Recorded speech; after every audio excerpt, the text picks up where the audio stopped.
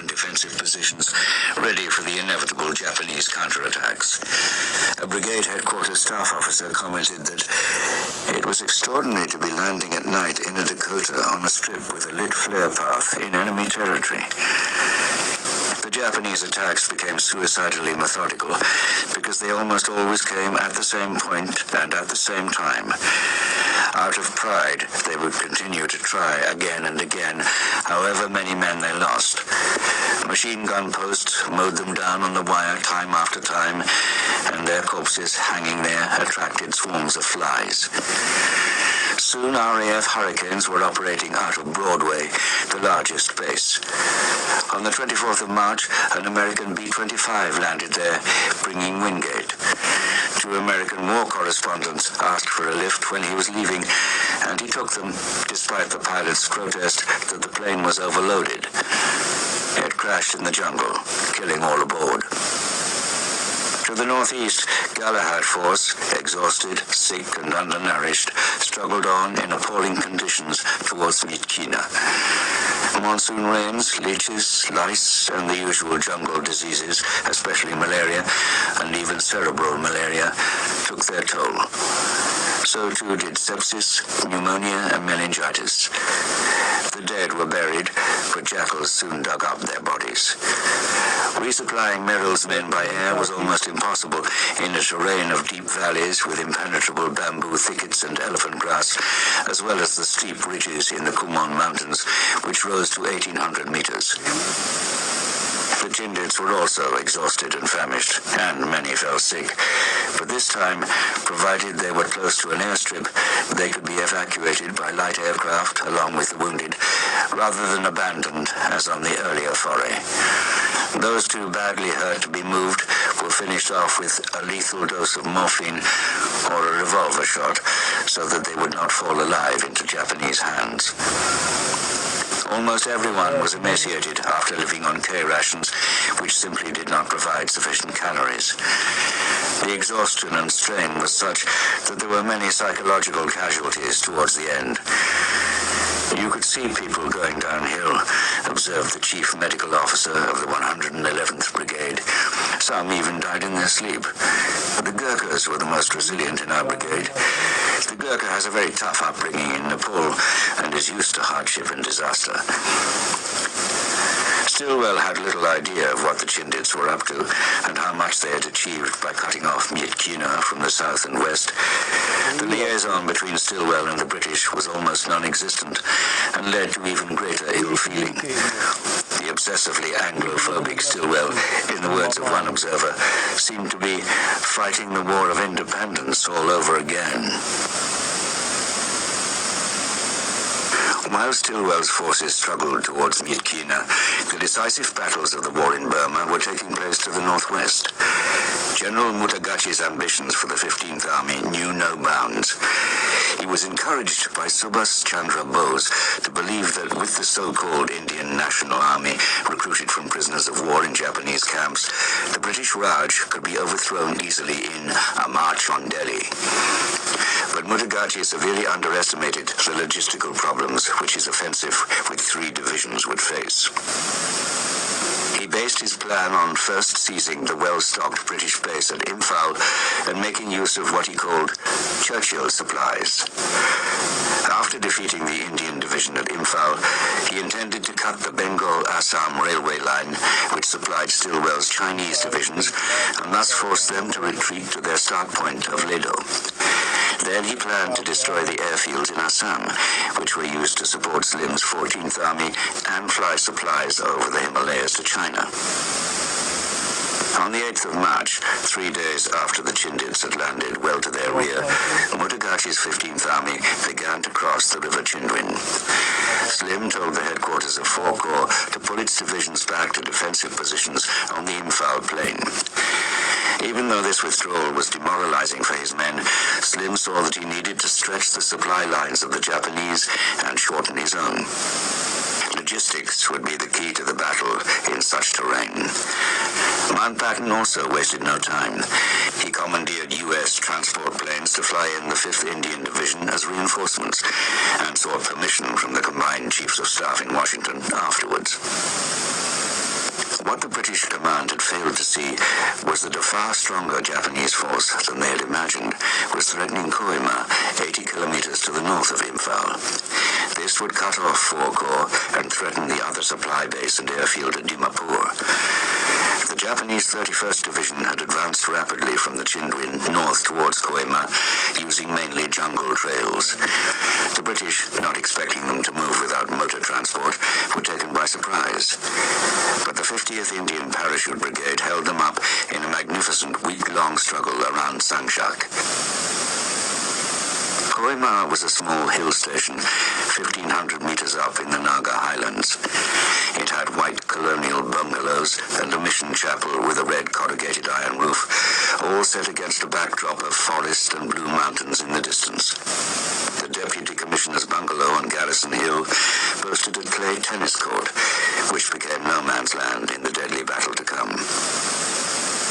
The battle fought by the 50th Parachute Brigade had given Slim just enough time to redeploy some of his reinforcements. But on the 6th of April, when the Japanese arrived, Koima was defended by only the 4th Royal West Kents, a detachment of Rajputs, the locally raised Assam Rifles, a mountain battery, and some sappers. Once the Japanese encircled the town and blocked the road to Dimapur, they were cut off. The battle for Garrison Hill and the tennis court was savage. Bizarrely, the Japanese would shout, "Give up," in English before they attacked, which provided ample warning to the defenders. The British troops fought with a new vengeance. After the way the Japanese had bayoneted wounded prisoners in the Arakan, the company commander of the West Kent said, "They had renounced any right to be regarded as human, and we thought of them as vermin to be exterminated. Our backs were to the wall, and we were going to sell our lives as expensively as we could." This they proceeded to do, with Bren guns, grenades, and rifles, exacting enormous casualties. The sheer weight of the attacks threatened to overwhelm the battalion, said the headquarters company commander. The outer part of the defenses became piled with Japanese corpses. British casualties came mainly from snipers and light artillery. Their wounded were laid end to end in trenches. Many were hit a second time by shrapnel as they lay there. Water was very short and had to be parachuted down in metal jerry cans. The Japanese, on the other hand, were running out of rice due to Mutagachi's assumption that they could easily take British supplies. Part of their desperate, even senseless bravery came from the need to capture some food. The British 2nd Division, advancing down the road from Dimapur with the tanks of the 3rd Carabiniers, began to fight through to relieve the defenders of Koima. When they finally reached Garrison Hill, the place looked like a scene from the First World War, with smashed trees, trenches collapsed by shell fire, and the stench of death. But, although the battered West Kents were relieved, the battle for Koima continued for almost another 4 weeks. The monsoon was starting, however, which meant that the Japanese could expect even less from their supply lines. On the 13th of May, they broke off the battle, and many were slaughtered as they pulled out. 2 days before, on the 11th of May, the Chinese divisions of Y-Force in Yunnan began to cross the Salween River to meet up with Stilwell's X-Force. The Japanese 56th Division, defending the line of the Salween, was well aware of their plans. It had already made raids across the river to push back the Chinese further into Yunnan, but increased nationalist strength, supported by a part of Chennault's 14th Air Force, indicated the preparation of a major offensive. This was confirmed by signals intercepts. The Japanese, having captured a Chinese codebook, were able to decipher all the radio traffic from Kunming and Chongqing. Although the Japanese achieved a certain success in counterattacks against troops crossing the river, Chinese forces were too strong.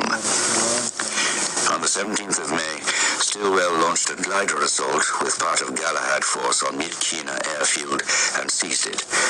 "This will burn the limeys," Stilwell gloated in his diary. But the Japanese rapidly reinforced the 300-strong garrison in the town, and soon the Americans were besieged. The Japanese had stockpiled large supplies of ammunition there. Exhausted and sick, with jungle skin sores, Merrill's men began to collapse. Some suffered so badly from dysentery that they simply cut a flap in the seat of their pants to save time. Stilwell showed little sympathy, either to his own men or to the Chindits. But with his reinforced Chinese divisions now surrounding the town, the Japanese became the besieged. And on the 24th of June, a simultaneous attack by Chinese troops and the Chindits of Brigadier Michael Calvert's severely weakened 77th Brigade seized the key town of Mogang to the west. Yet it would take until the beginning of August before the Japanese commander in Myitkyina committed seppuku, and his surviving troops slipped away into the jungle across the Irrawaddy. At last, work on the Lado Road to China could be started, and U.S. transport aircraft were able to fly a much shorter and less dangerous route, almost doubling the tonnage of supplies delivered to China. As the great battle around Imphal continued against Mutagachi's 15th Army, Allied regiments counterattacked. But they, like the Americans, were astonished and appalled by the Japanese talent for excavation into hills to make bunkers. A newly arrived subaltern joining the 2nd Border Regiment was told by his platoon sergeant, "My Christ, them little bastards can dig. They're underground before our blokes have stopped spitting on their bloody hands." General Slim's prediction that the monsoon would harm the Japanese supply routes far more than his own proved true. His 14th Army could rely on airdrops, while Mutagachi's men were starving. Lieutenant General Tanako Noburu, who had arrived on the 23rd of May to take over command of the 33rd Division in the south, wrote in his diary, "Both officers and men look dreadful. They've let their hair and beards grow until they look exactly like wild men of the mountains. They have had almost nothing to eat. They are undernourished and pale." By June, his division had lost 70% of its strength. Some of his men went for days on end with nothing to eat but wild grass and lizards. Their officers had secured what few supplies there were for themselves. In many cases, they attacked in the vain hope of finding tins of bully beef in Allied trenches. Japanese soldiers were by no means immune from combat fatigue and psychosis, but only a small number were evacuated. Sufferers unable to take the strain anymore committed suicide. Japanese soldiers had various names for paralyzing fear, such as losing your legs or samurai shakes for uncontrolled trembling. They tended to cope with fear by adopting one of two extremes: either profound fatalism with the acceptance that they were bound to die, or else denial, convincing themselves that they were invulnerable. On their departure for the army, most had been presented with a 1,000-stitch scarf by their mothers, which was supposed to ward off bullets. But as Japan's defeat became more evident, fatalism became almost obligatory, since field service regulations forbade any soldier to allow himself to be taken prisoner, even if badly wounded. General Mutagachi was becoming deranged. He called for attack after attack, but his divisional commanders ignored his orders. On the 3rd of July, the Imphal offensive was finally called off. The Japanese retreat across the Chindwin left a trail of horror. Allied troops on their advance passed abandoned Japanese wounded infested with maggots. In most cases, they simply put them out of their misery. Mutagachi's 15th Army had lost 55,000 men. Around half of their casualties were due to starvation or disease. Both General Kawabe Masakusu, the commander-in-chief of the Burma Area Army, and Mutagachi were relieved of their commands. Allied casualties during the battle for Imphal and Koima amounted to 17,587 killed and wounded. In China, the Ichigo offensive had begun in April. It was the largest operation that the Imperial Japanese Army had ever undertaken, with 510,000 men out of a total of 620,000 men in the China Expeditionary Army. But for once, the Japanese did not have air superiority. In fact, by the beginning of 1944, relative strengths had been reversed. The Nationalists had 170 aircraft,